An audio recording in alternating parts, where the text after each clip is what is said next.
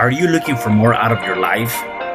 Do you need ideas on how to start new businesses and how to move forward in your own personal life? Well, guess what? You have come to the right radio show. At You Can Overcome Anything podcast show, you will learn and hear from many people from all walks of life who are sharing their challenges, their stories, the habits, and the mind shifts they had to overcome to become who they are today. On top, you will get a chance to connect and see how you can overcome anything by networking and learning about your next move through this radio show. I present to you our great speakers at You Can Overcome Anything podcast show with your host, Cesar R Espino.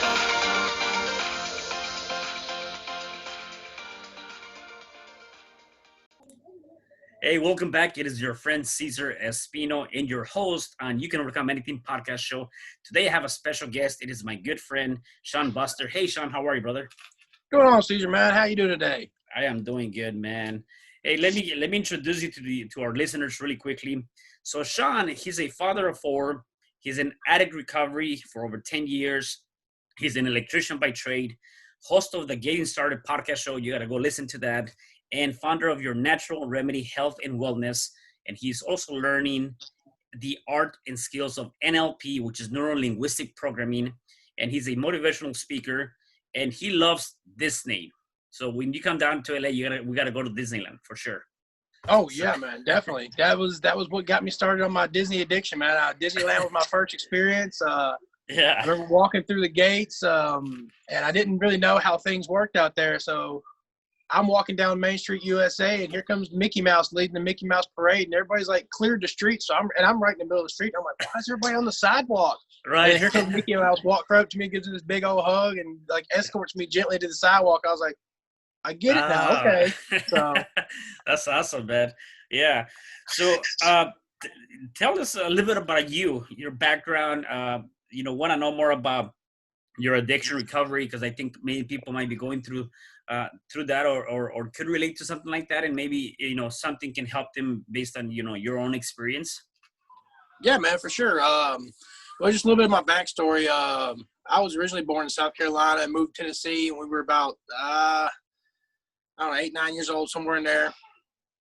And I grew up. If anyone's ever seen the show Sons of Anarchy, my early childhood and most of my formative years were a lot like that show. It was a fairly accurate description, man. There was guns and drugs and motorcycles and just wild, crazy times. And I remember growing up. My dad was real bad. He was all right. And I get a little bit of flack for this sometimes. My dad was a drunk. Some people like to call it an alcoholic, but to me, there's a difference between a drunk versus an alcoholic. Okay. And my dad was a true drunk. So I had to kind of deal with all the crap that he would bring through the house and this, that, and the other. And growing up, I decided I was never going to be a drunk. I was never going to be that guy. But because that was all I had to kind of base opinions off of, and the way my dad sort of operated our family, so to speak, we were kind of shut off from most of any other outside influences except for him and his biker buddies and stuff.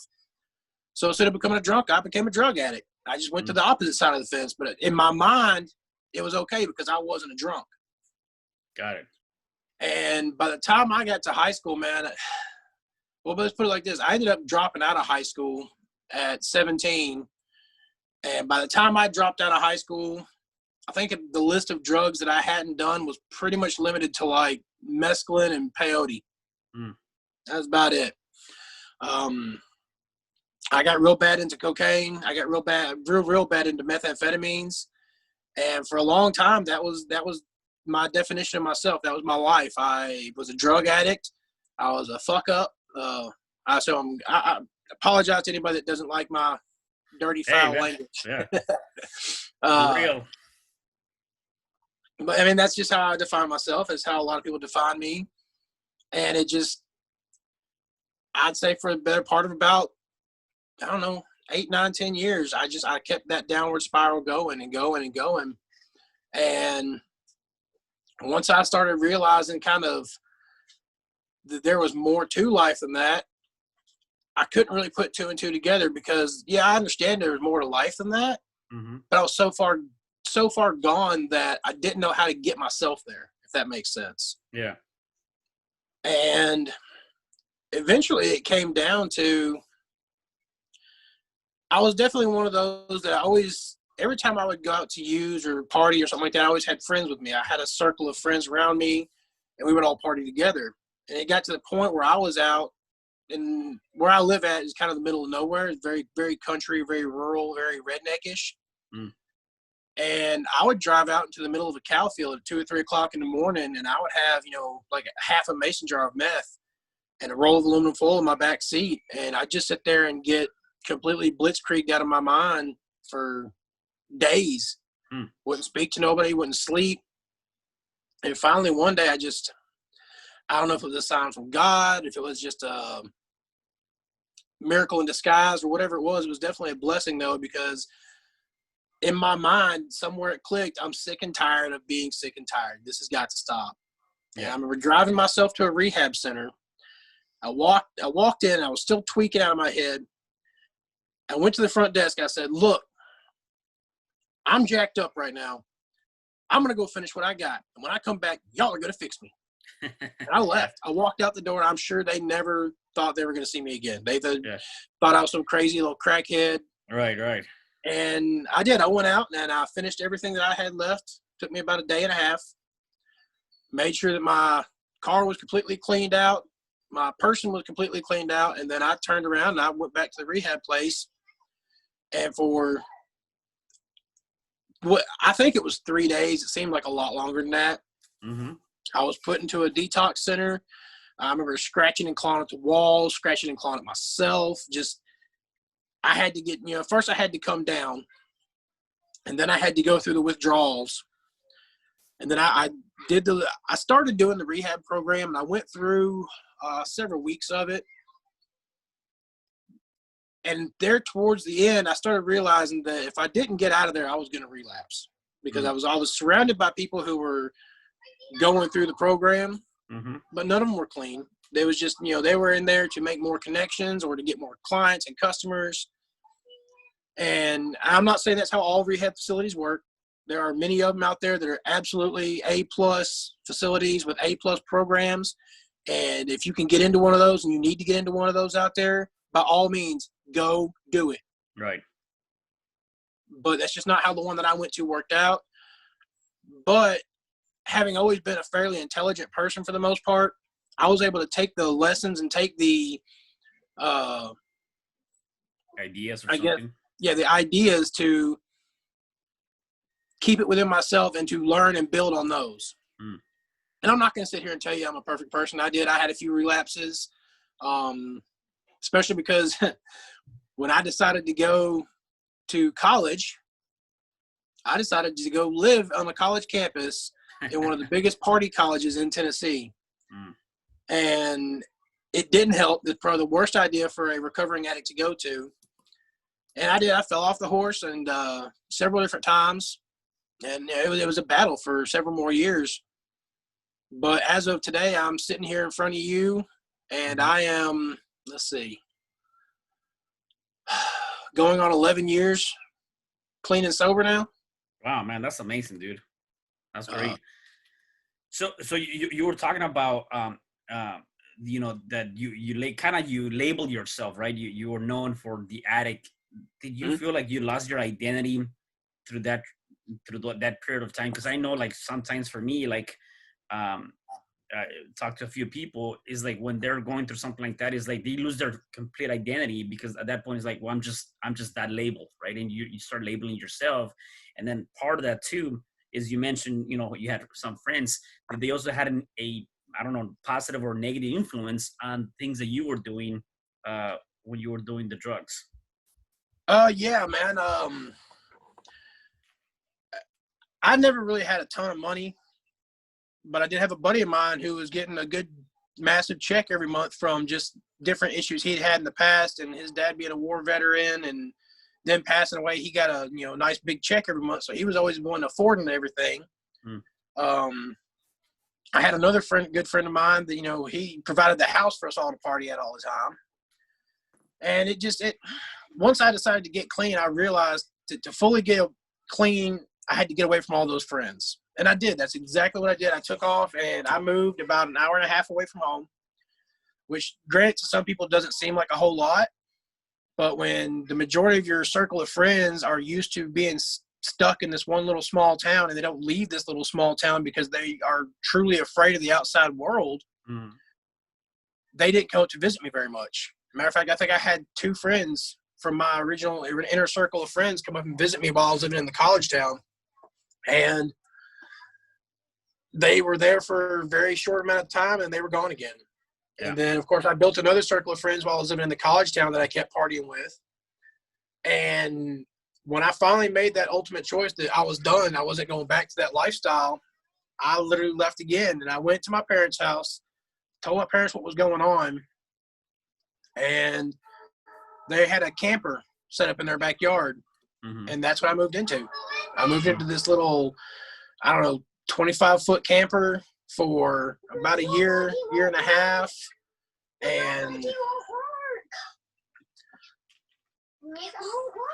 sorry, my kids are in here hollering at me. Yeah, no, that's cool, man.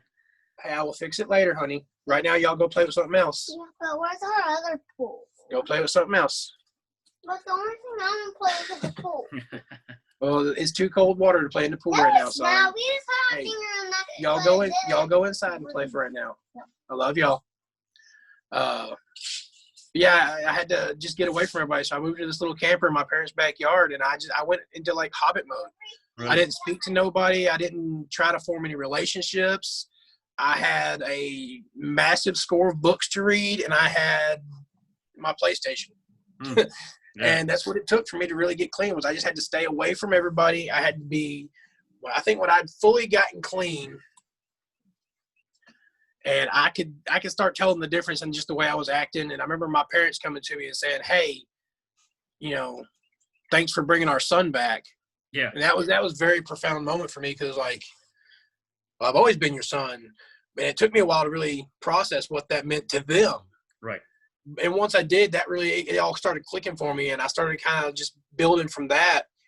And man, I got to tell you, it's one of the roughest battles I've ever done in my life. Yeah, I bet. But I wouldn't change it for the world. Right. I was going to say that there's lessons and experience to be learned from that, right? Oh, yeah, definitely, man. And it especially being a father now, it helps me because, having done all these crazy, wild things, I know the signs. I know what to look for.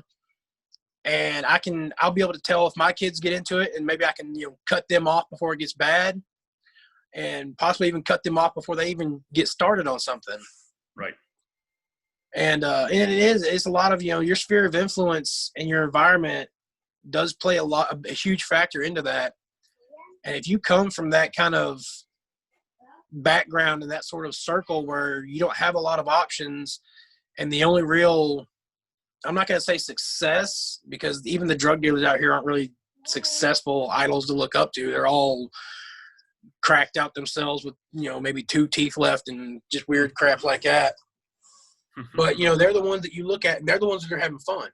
Yeah. They're the ones that seem to be enjoying life. And that's what we all wanted. We all wanted to enjoy life. And that is really the ultimate goal in life, is to find something that you enjoy and love it and do it with a passion. Yeah. So I was fortunate to be able to get away from those circumstances and to get away from those people. And don't get me wrong, I still, there's a place in my heart for all those old friends of mine. But I've reached a point in my life where, I don't talk to probably 95, 98% of those friends anymore because I can't. Right. They didn't want to make that next step to grow and to get better. And, I know there's a good chunk of those friends who are sitting in jail right now. There's another chunk of them that have passed away, rest their souls. But, yeah, man, it comes down to, I want to say willpower, but that's not even the right word. It comes down to a choice, right? It's a choice. Right. It's a choice, and then it's a consistent effort to just get better every day. Right. And that's really what it comes down to. Well, then that's what happened with you. I mean, do you trying to, or not necessarily trying, you actually did it. You deciding that you had enough and you're not going to deal with this, you're not going to go through this anymore. That was a choice you made. And although you had some relapse and things to that nature, you continue to be persistent and continue to push forward and continue to push forward and again become a better person, through that process, right? And that's where a lot of people, I think, end up giving up, is that they see it so hard that they end up just not following through, right? A lot of times we want things that are easy, and whether it's drugs or whether it's eating bad food, whether it's cheating on my spouse or whatever the case may be, the thing that might seem easy is going to cost you a lot more at the end than the stuff that's hard, right? And you were able to recognize that, which is pretty awesome. So, yeah, man, and that's what it is. A lot of people are looking for that easy, quick fix, and that's kind of what's helped me out with what I call my adult life, I guess, which didn't really start until I was about 27, 28, maybe somewhere in that range. Because I spent so long looking for that quick fix and looking for that, quote unquote, get rich quick scheme, even whether it was, whether it involved money or whatever it was. I've learned now that anything worth having, anything that is, worthwhile, that you will truly treasure and truly love, doesn't happen quick. It does not happen overnight. Yep. It takes time, and you have to learn to trust and love and enjoy the process behind it all before you truly get the results that you're looking for. Right. Yeah, no, definitely. I totally agree with that. And so was there anything else that really said, you know what, I cannot do this? Or it was just like, again, like you said, it was some sort of, God divine or something just came to your mind, said, you know what, enough is enough? Or was there any other influences that helped you with that? I don't know, man. I was about 22, 23, somewhere in there, maybe 24. And it was just like, I was done, man. I had played myself. I'd played every hand in the deck. I had come up short every time. Mm-hmm. And I was just finally sick and tired, I guess, of really playing by other people's rules. And that's kind of how it was. If I wanted to get, this or that, I had to wait till the dealer could call me back, or I had to wait till the dealer got home, and this, that, and the other. And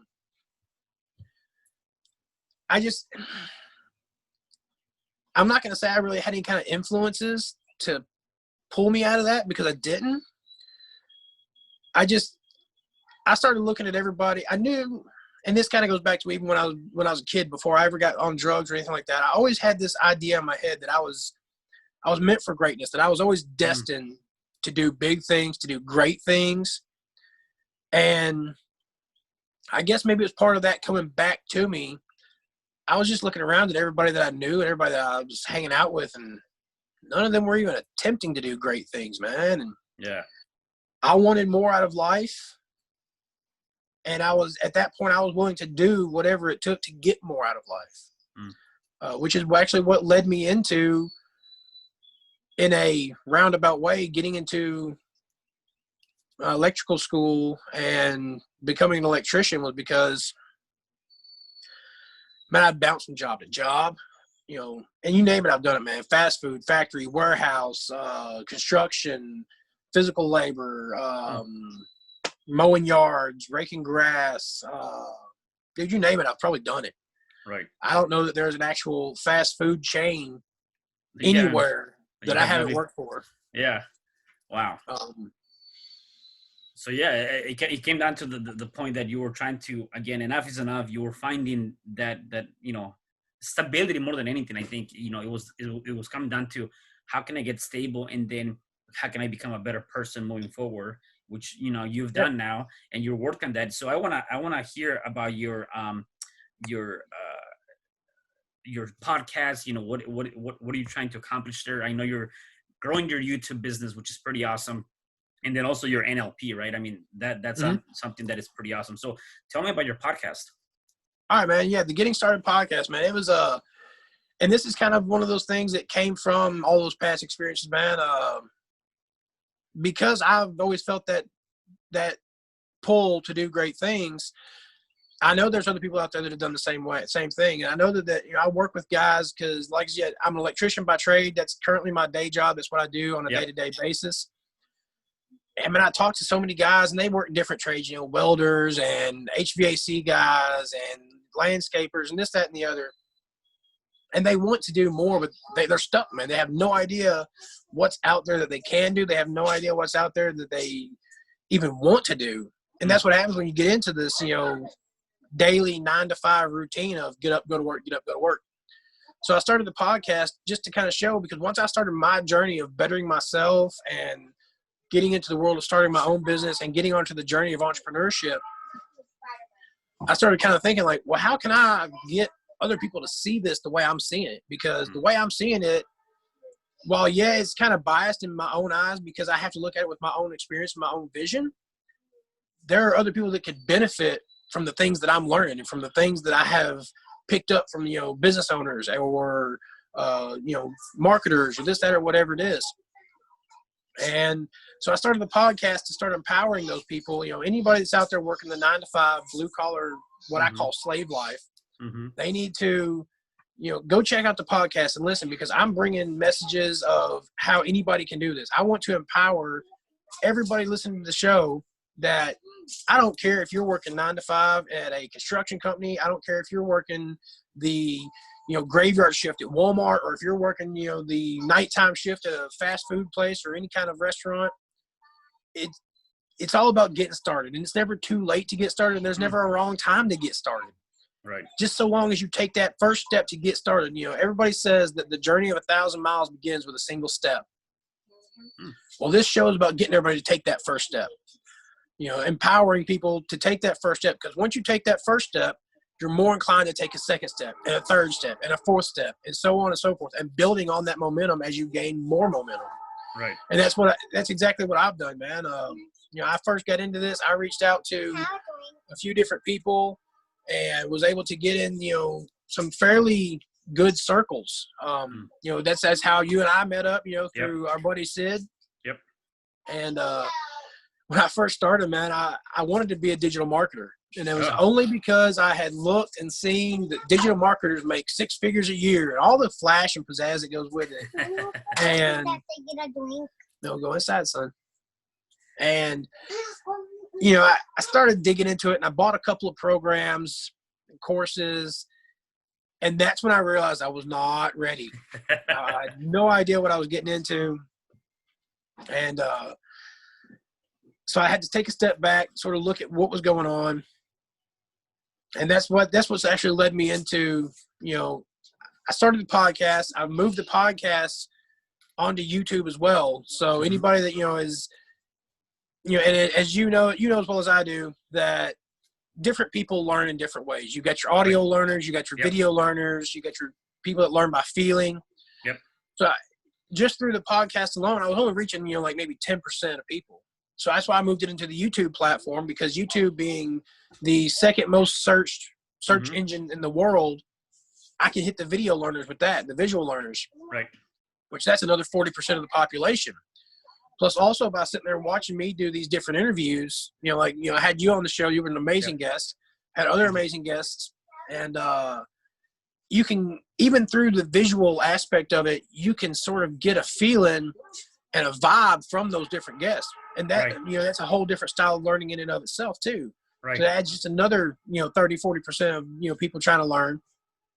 So I'm trying to get this message out there to as many people as possible and get it on as many platforms as possible, because the more people I can reach, the more lives I can change. And the more lives I can change, the more people in this world can see that there's more to life than just, you know, wake up, go to work, come home, eat dinner, go to sleep, die.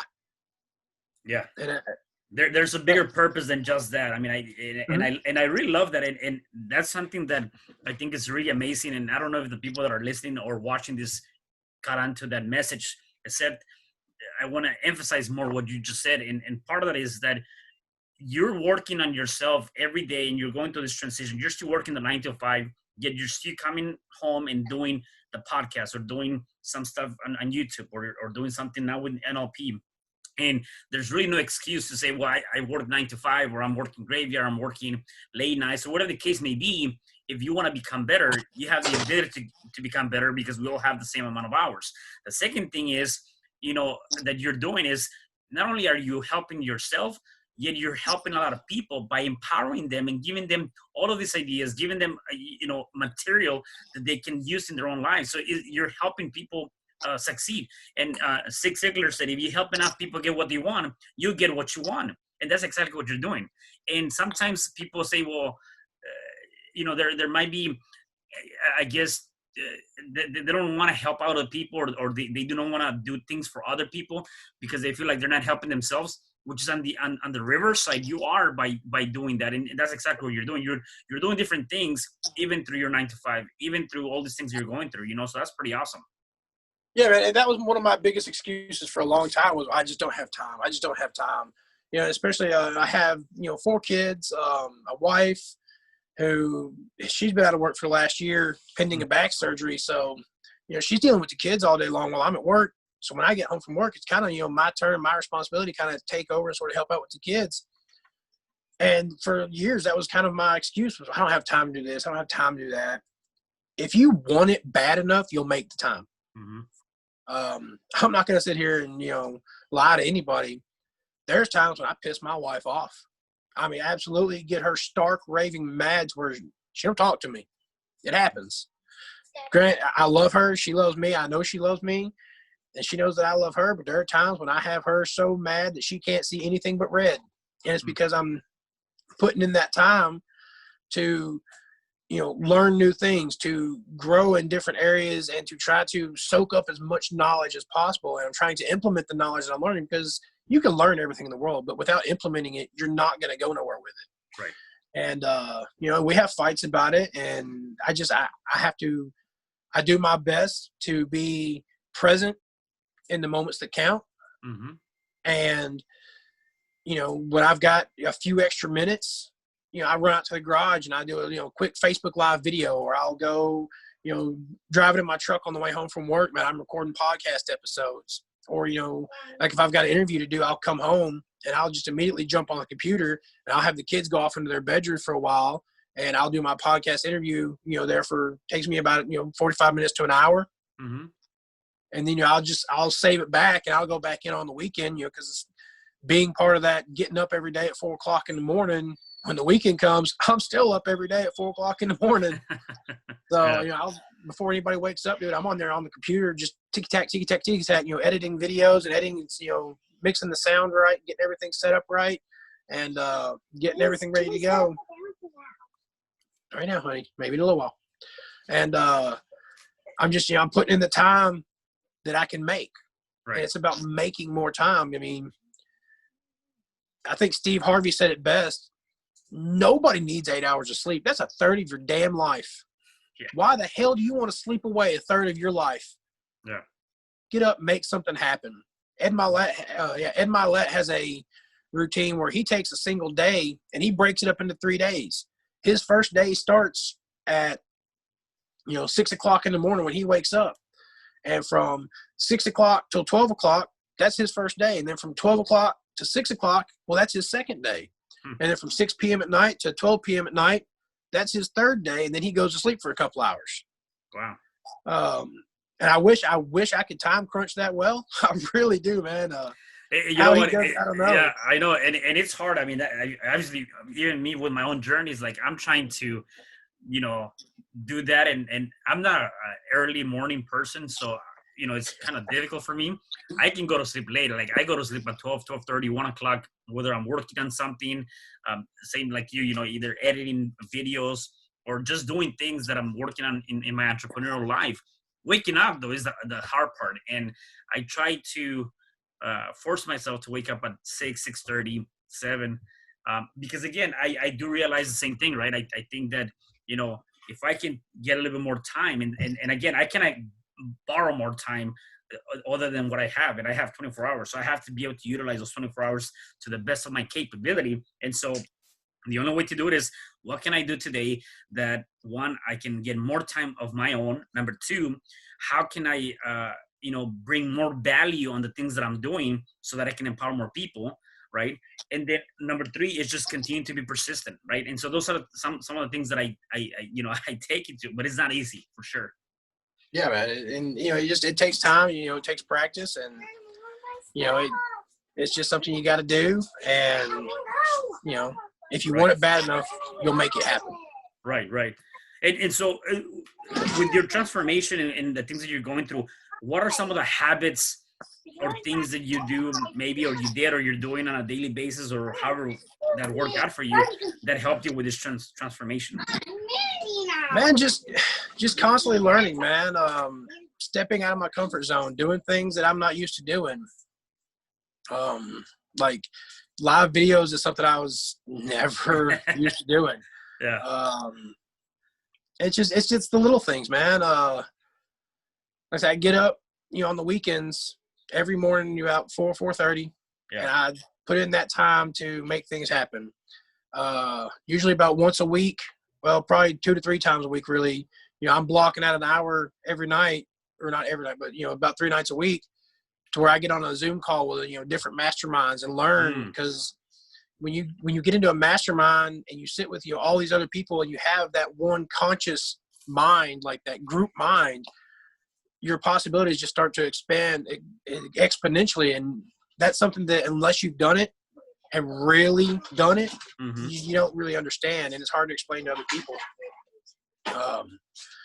And it's like you say, you brought up the NLP, man. I've spent the last 3 days in a massive group mastermind with about 20 different people, learning different techniques and different practices of NLP.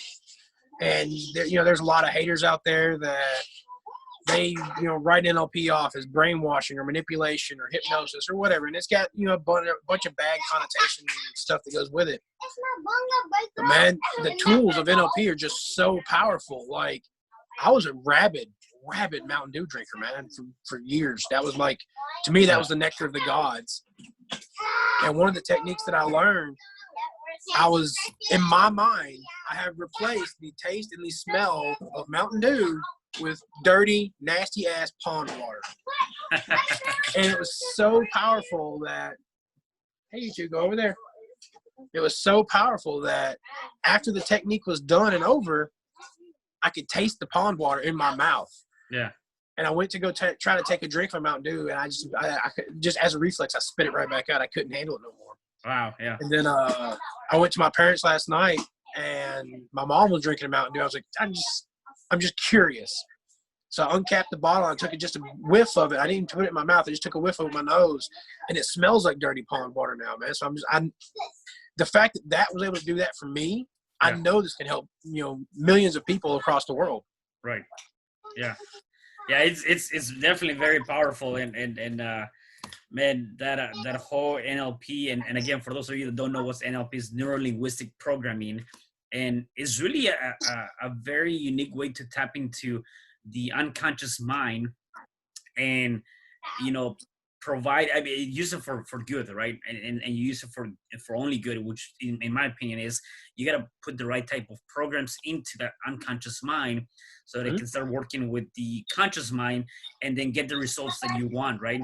And so, that's very powerful to have, a skill to have. And not only that, just to be able to help other people. Like you said, the things that it can do for you, imagine what it can do for other people, and how you can really empower people on that. And that's one thing that really I appreciate about you, is that, again, even when you're 9 to 5, you're still working on your craft. You're still working on learning. You're still working on doing a lot of great things.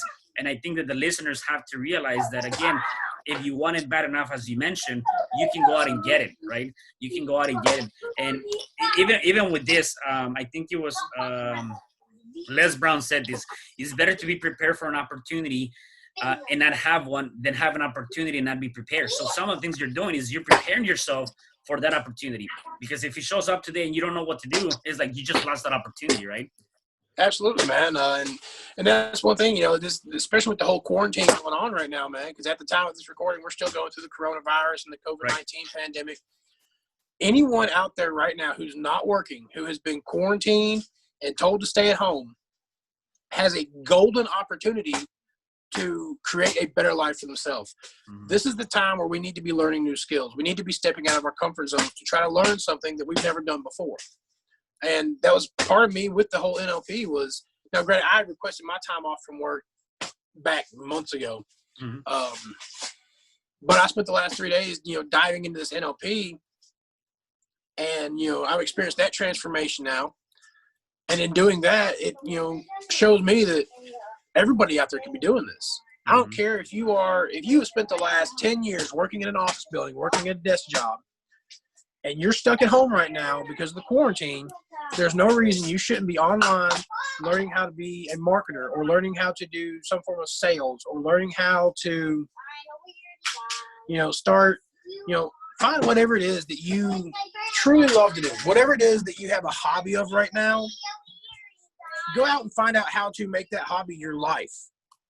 And I understand you have to work day jobs to provide for your families, to provide for yourselves. Nothing in life is free. But right now, most people are sitting at home collecting the paycheck from the whatever act it was that got passed that's keeping people getting paid right now. Mm-hmm. So they don't have that worry. All they have right now is time.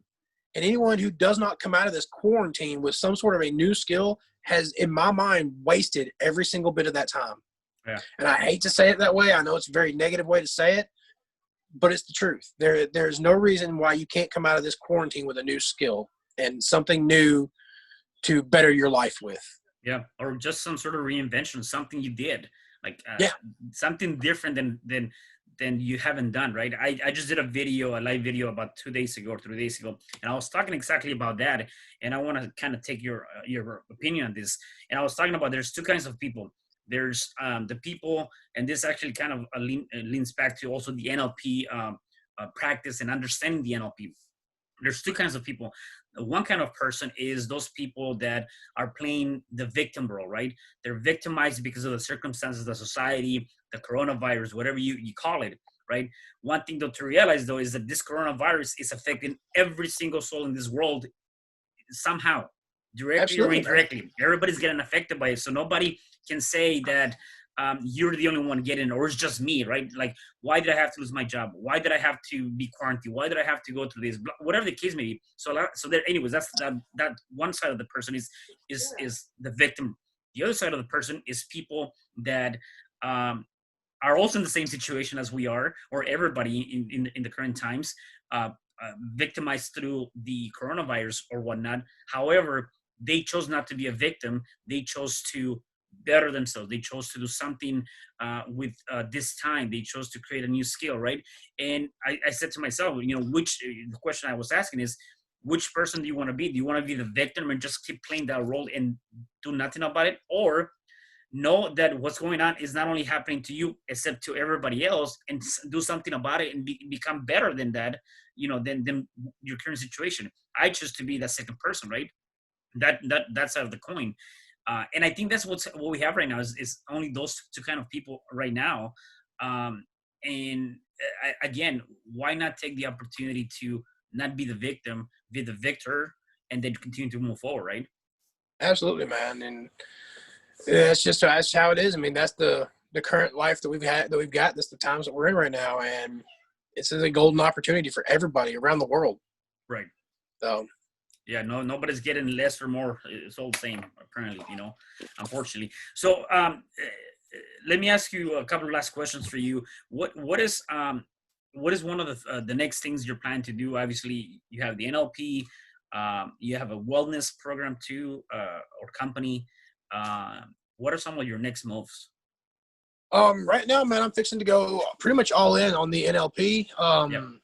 That's something that I'm working with my mentor Tiffany Toombs on. Mm-hmm. That's kind of my big goal right now, is continuing to build on that, continue to grow that. Obviously, continue with the podcast and growing the podcast, and also I've got 2 YouTube channels. I've got the podcast on YouTube, and I've also got a family YouTube channel where my kids watch all these crazy vlogs. And that's something they wanted to do. So I was like, you know what? Hey, let's start this family YouTube channel. So we got that going now too. And, my goal is that within the next 6 months to be out of my day job, to be full-time, being able to, do the coaching business, to do the NLP business, and to spend, all the time that I'll get back from not having to do a 9-to-5 day job, I can put back into my family, man. Yeah. And that's my main goal at the time. Aside from that, man, I just loving my life, man. Living and loving my life. That's kind of become a a big deal to me, especially because I spent so long hating almost every aspect of my life except for like my kids. Yeah. So yeah, awesome. that's pretty much what I got going on. The wellness business, man, it's kind of on hold at the moment. We're dealing with we've been back and forth with some manufacturing things going on. As soon as I got that back up and running, I'll definitely send you a link and let you know what's going on with that. So yeah, other than that, it's just day by day, step by step, man. Yeah, no, that's awesome. So yeah, definitely you guys have to make sure to check out the YouTube channels and the podcasts and all the good stuff. And Sean, if people wanted to connect with you, where can they connect with you? Definitely find me on Facebook. You can look me up under Facebook. What is this? I don't even know the address number. Just find me on Facebook, Sean Bustard. Yeah. You can find me on Instagram at the Sean Bustard. Those are the two big platforms I'm on for the most part. Obviously, you can find me on YouTube, either the Sean Bustard or the Getting Started podcast. The podcast is currently on iHeartRadio, Spotify, iTunes, Google Podcasts, all that good stuff. Awesome. If you do check out the show, definitely hop on there, leave me a written review, 5-star review. It helps me grow the show more. It helps me get it out to more people. Yep. You can check out the family YouTube channel at Rugrat Wild on YouTube. Also, same on Instagram, Rugrat Wild. Or you can go to www.rugratwild.com. It'll take you straight to the YouTube channel. Nice. Those are the biggest places to find me right now, man. Yeah, and I'll definitely have all that information here for the listeners to check you out. So my last question for you is, and you've given us a lot of great tips, by the way. If you can give us one last tip on how anyone right now listening to this can overcome anything in their life, what would that be? Oh, man, that's a good question. Get started. Just go out and get started. It doesn't matter what you start with or what you start on or even how you start. I can't tell you the number of companies that have gotten, and I'm talking big corporate companies that have gotten started. It took them 15 times to get it right. But they just never, they got started and they never gave up. And those would be the two biggest pieces of advice I can give is get started. And then once you get started, just don't stop. And I could have stopped, 6 months ago when, like my podcast had 2 listeners. My YouTube channel had 0 views, 0 likes. I wasn't getting any engagement whatsoever on Facebook. But I just kept going. I kept pushing. And now, I get all kinds of engagement on Facebook. I get all kinds of different views and listens on my podcast, both on YouTube and on iTunes. And I was able to rank my family's first YouTube video. We were on the first page of Google and in the top 3 search for treasure hunt on YouTube within just a matter of about 12 hours. Yeah, that's awesome. So, yeah, that's my advice, man. Just get started. And once you get started, don't stop. It's okay to fail. It's okay to fuck up. Everybody's going to do it. Just make sure that when you fall down, when you get knocked on your ass, that you get back up. Right. Don't let a little, backslide stop everything you're working on, everything you're working for, and everything that you want to be. There's no reason to stop once you get started.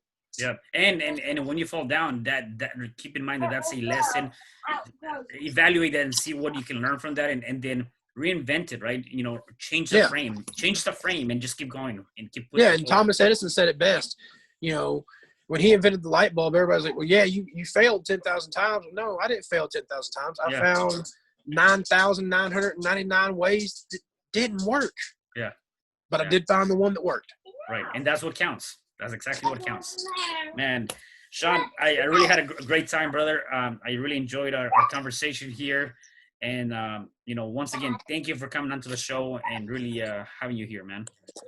Thanks for having me, Cesar, man. It's been an absolute pleasure to be with you, brother.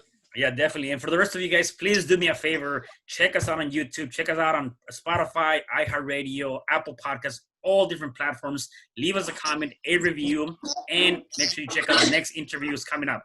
See you next time. Bye. Do you feel stuck? Do you feel like life is against you? Do you feel like you can't get ahead? Well, we have a podcast for you. You can overcome anything with Cesar Espino, real estate investor and real estate coach, NLP practitioner, and author of the book of the same name. Cesar will show you a way to overcome anything in your life through talking with people from all walks of life that have done just that. You Can Overcome Anything podcast available on Spreaker.com.